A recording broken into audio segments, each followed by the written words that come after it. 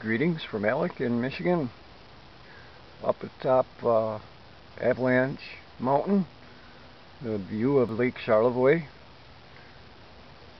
Today we're reading from the book Luke, chapter 16, verses 1 through 18.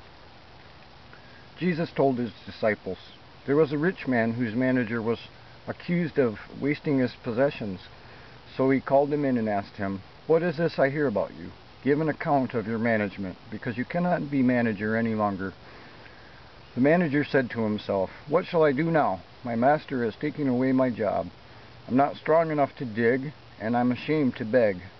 I know what I'll do so that when I lose my job here, people will welcome me into their houses.' So he called in each of his master's debtors. He asked the first, 'How much do you owe my master?' 800 gallons of olive oil,' he replied. The manager told him, 'Take your bill, sit down quickly, and make it 400. Then he asked the second, 'And how much do you owe?' 1,000 bushels of wheat,' he replied. He took him, 'Take your bill and make it 800. The master commended the dishonest manager because he had acted shrewdly, for the people of this world are more shrewd in dealing with their own kind than are the people of the light. I tell you, use worldly wealth to gain friends for yourselves, so that when it is gone, you will be welcomed into eternal dwellings. Whoever can be trusted with very little can also be trusted with much. Whoever is dishonest with very little will also be dishonest with much. So if you have not been trustworthy in handling worldly wealth, who will trust you with true riches? And if you have not been trustworthy with someone else's property, who will give you property of your own? No servant can serve two masters. Either he will hate the one and love the other, or he will be devoted to the one and despise the other.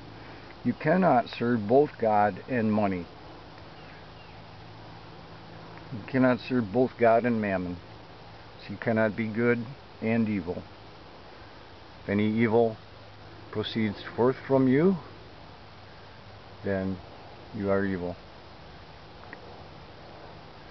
Pharisees who loved money heard all this and were sneering Jesus. He said to them, "You are the ones who justify yourselves in the eyes of men, but God knows your hearts. What is highly valued among men is detestable in God's sight. The law and the prophets were proclaimed until John. Since that time, the good news of the kingdom of God is being preached, and everyone is forcing his way into it. It is easier for heaven and earth to disappear than for the last stroke of a pen to drop out of the law. Anyone who divorces his wife and marries another woman commits adultery. A man who marries a divorced woman commits adultery." These are words of God for his people. God's peace, joy, and love be with you all.